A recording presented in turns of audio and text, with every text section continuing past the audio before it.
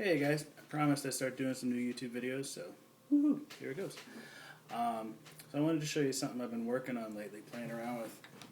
This is a chordal exercise. So essentially, I'm playing around, I've been trying not to move so much every time I shift positions for a chord. I kind of fall into that trap where I start jumping from root to root or third to third and playing a lot of the same shapes over again. So I've been experimenting with working through a set of changes. Starting with just a common chord shape. First, we're going to be playing over Falling Grace, a Steve Swallow tune. There should be a link in the bottom there to download a PDF so you can check it out and kind of go along with this. But I figured I'd just work through this tune in real time and videotape it and show you exactly what I'm trying to do. So, essentially we're going to start with a common shape, and then every time there's a chord change, we're going to look for what the nearest chord tone of that next chord is. So if we're already on a different chord, if we're on a chord tone for that second chord, we're going to keep our root position the same and then figure out how to make a chord to properly voice that chord. Some of them might wind up being kind of ambiguous, but as an exercise, it's a great way to see what options you have available to you right where you are instead of shifting around every time there's a new chord. So I'll work through this slow and in real time so you can get a sense of what I'm talking about. So the first chord on this is A flat major. I'm going to play A flat, the major 7 G with a C on top. Turn this up a little bit. Now we're moving to a D7 over F sharp. I'm going to just ignore the bottom note of the slash chord and focus on the primary chord. So we're moving with A flat major 7 to a D7. So instead of shifting my root any farther than I have to, I'm just going to move it up to an A and then figure out how to play a D7 chord on top of that. And I was already playing this. If I look at the A, I have the A, which is the 5th in the root, C on top, which is the flat 7. All I really need to change is take that G and move it down to an F sharp. So A flat major 7, D7. Then the next chord is a G minor 7. I'm on A. Nearest chord tone for G minor 7 is B flat, the 3rd. And then I'll just play a G and a D. So to recap, A flat major 7, D7, G minor 7. So already you can hear like it sounds pretty cool instead of all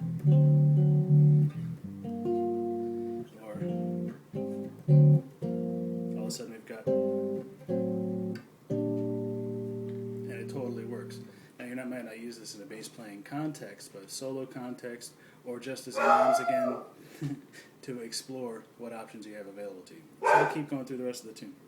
A flat major 7, D7, G minor 7. It's essentially a first inversion there. Next chord is F minor 7. So I'm on B flat in the root. So I could either move up to a C or down to an A flat. Either way, it's a whole step. I love the sound of the 3rd in the bass, so I'll just move that same shape down to an A flat, with an F and a C. Next chord is B flat 7. A flat, I've already got the flat 7 in the bass, so I could just play, got the F there, that's the 5 instead of the C, which will be the 9. We're going strictly chord tones here for the exercise, so I'll go down to B flat. Then E flat 6. I've got the G a half step away from me, so G, E flat, B flat, D7. Got the F sharp half step away from me.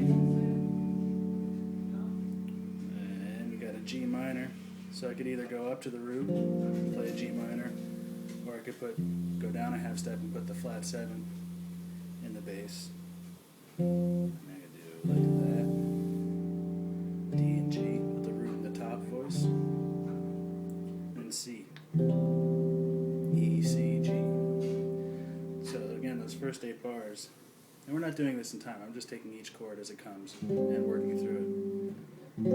D7, G minor 7, A, F minor 7, B flat 7, E flat 6, D7, F sharp in the bass, G minor with the F in the bass, and then it's going to just start to get muddier. So I might, at some point, stop the flow if I'm going up and make larger jumps to go back up the neck to keep it sounding all right. Next chord's an F major 7, standard shape, F, E, A on top, F sharp, half diminished. It's a shape I typically play for that. F sharp, E with the flat 5 on top, the C. Now I've got a B7. I've already got my F sharp in the bass, that's the 5. So I could go with my E down to a D sharp, that's the major 3rd, and then a B on top. So F sharp minor 7 to B7 to an E minor 7 with a G in the bass. That works nicely. And A minor 7, keep the G in the bass. E, A, nice easy one to play. D7 is the next chord. Instead of moving down to the F sharp, which sounds good, again I'm going to start trying to go up a little bit. So instead I'll play the 5 in the bass, A, F sharp, C. There we go. G major. I'll move up again, put the 3rd in the bass, B, G, D. C minor. I can actually keep that G there and just move up to a C. C, G, E flat. And then I forgot what chord I was on. Oh yeah, C sharp, half diminished. Guess we can just, they're now actually fully diminished. C sharp, so this is fully diminished. B flat, double flatted 7 or the natural 6. And then G, flat 5 on top. Now we're going to B flat major 7, so up to a D. E flat major 7 is the next chord. I've already got the D in the bass. Now we're going up to an E half diminished. So, let's see, I've got my flat 7 in the bass. I've already got my flat 5 there. Put the E in the top, get the root in there. A7, first inversion, standard, nice, pretty shape, C sharp, A, E. D minor, 7 in the bass. D flat 7. Get the C flat, A flat.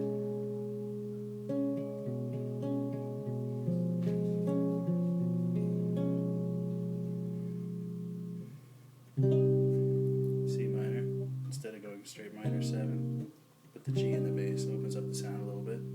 Just the 5. To F7, keep that C in the bass. Move to an A with the F in the top. B flat major 7 is the next chord, so we can just go down to B flat, then E flat major 7, so we go B flat, G, E in the top. And that's the whole cycle. So I'll go through in kind of real time. I didn't memorize what that was. I just worked through it.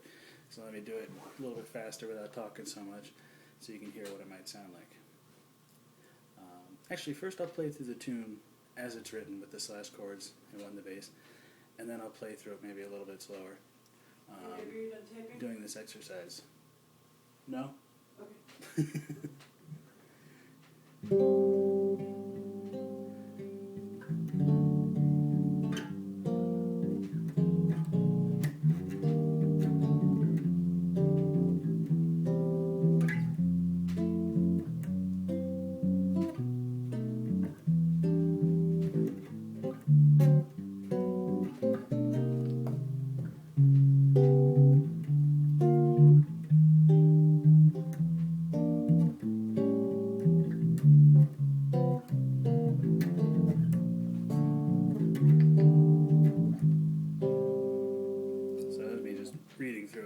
This tune in a while. I just kind of picked it because I remembered it was pretty.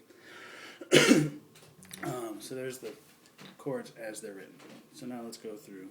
I'm not going to do this in time because I'll biff it.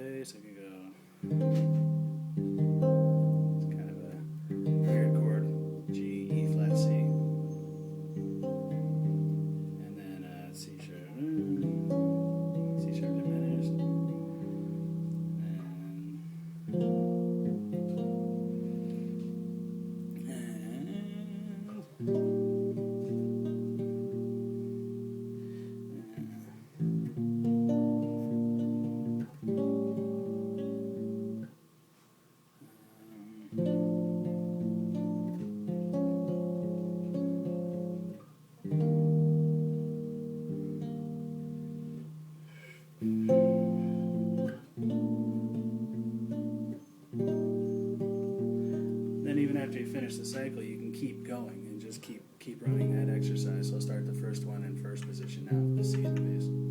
So anyway, hopefully that makes a little bit of sense. That's what I've been exploring lately.